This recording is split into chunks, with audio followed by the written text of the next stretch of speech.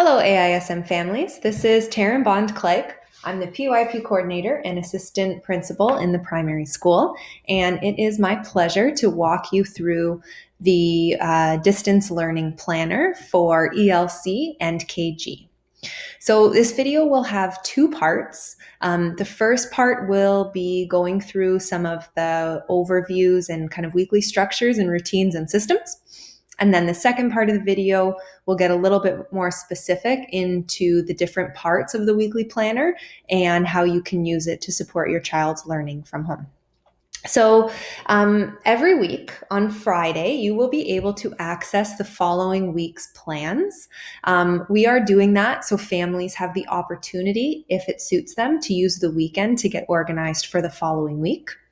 Every week, you will receive the new plans, and there will also be some general guidelines and structures in the planning document that will remain there. And these will be static.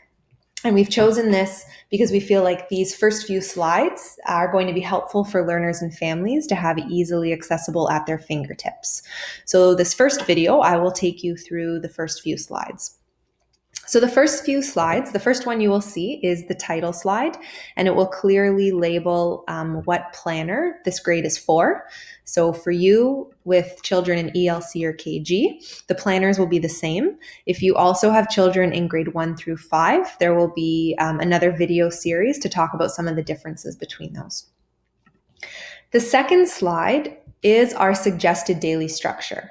And we do know and acknowledge that families are at different places in the world and have different routines based on their needs. So this is a suggestion of how you might structure your day, but then there's lots of flexibility for families to be able to do what works for them. So the first half an hour of every morning, we suggest watching the morning message or participating in the community meeting. So those two structures are both aimed to help learners stay connected to their community and also to allow them to have some contact and connection with their teachers. So every grade, 4 out of 5 mornings, will have a pre-recorded video. As you can see for ELC, this happens Tuesdays through Fridays. So families can log into Seesaw and hit play and watch the morning message recorded either from the homeroom teacher or the grade level, and that's just a morning check-in routine. One day a week, these pre-recorded morning messages will be replaced with a live interactive community meeting. So for ELC, you can see that that takes place every Monday. And this is an opportunity for teachers and students to have a Zoom chat where they're able to live interact with each other. The reason we're doing it just one day a week per grade level is to acknowledge the families who might be sharing devices, to acknowledge the balance of parents supporting their younger learners with the Zoom chats, and also considerations of Wi-Fi. So each grade level will have 1 community meeting per week and 4 pre-recorded morning messages. As we acknowledge that different families are in different places around the world, we wanted to make sure that all children were able to have the opportunity for 1 live interaction. So every grade level is going to have 2 time options for community meetings. So families that are in Maputo, you can choose to either have your learner join the 8 a.m. morning meeting on Monday or the 5 p.m. Community meeting towards the end of the day.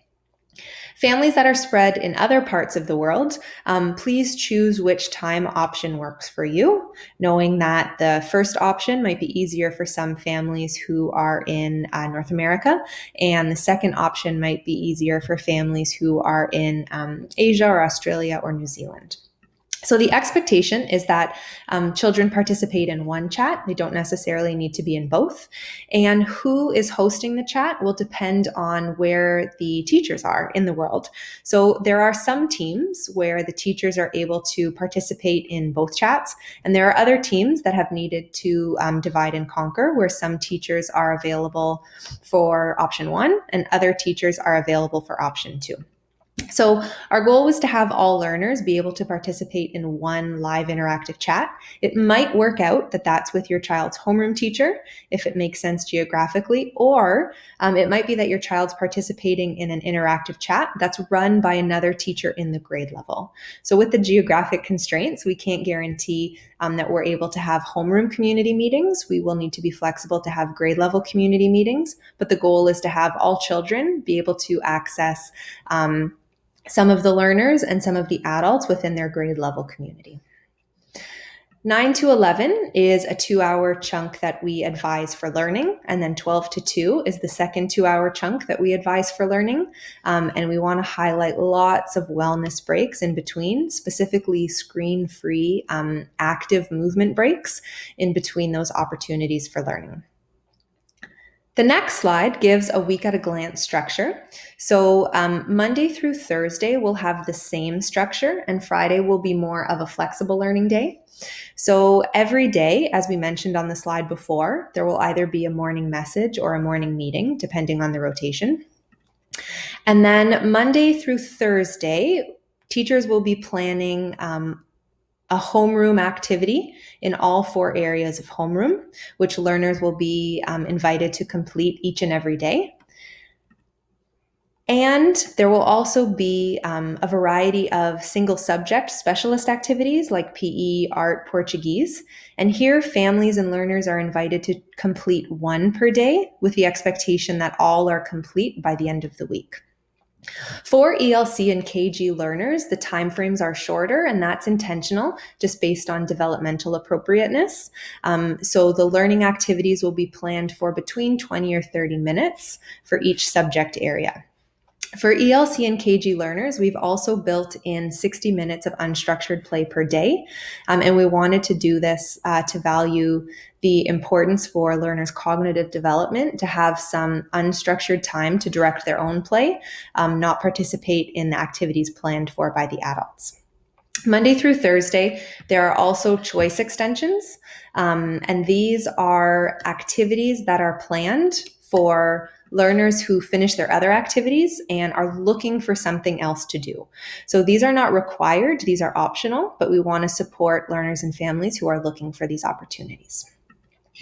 Friday, the more flexible learning day, there's some opportunity built in for catching up, knowing that all learners learn at different paces and different families have different needs and availabilities throughout the week. So if there were any of the core learning activities that learners were not able to complete Monday through Thursday, Friday's a great day to catch up on those. Similar with the single subject activities, if there were any activities Monday through Thursday that weren't able to be completed, Friday's a great catch up for that. Friday can also be an opportunity for learners to do some of those choice extensions. So learners who weren't able to select from the choice extensions throughout the week might choose to participate in them on Friday.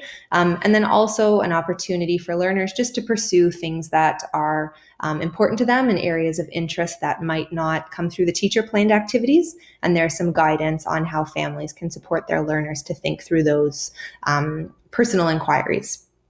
The next static slide is support at a glance. So we want learners and families to be able to reference quite easily who they can contact for help with what and in what way. So you'll see that homeroom teachers, single subject teachers, and technology support are available by email. And then homeroom teachers and single subject teachers are also available by video chat. And those video chats will need to be by appointment, scheduled through email or seesaw message. And these can be either initiated by the teachers or by the parents. So that sums up video 1, which looks into the first few slides that help lay out the general structure for learning each day and each week. And if you join me for video number 2, we'll go in a little bit more depth of what those daily activities and weekly activities, how they'll be laid out and structured. Thanks for listening. Hope to see you in video 2.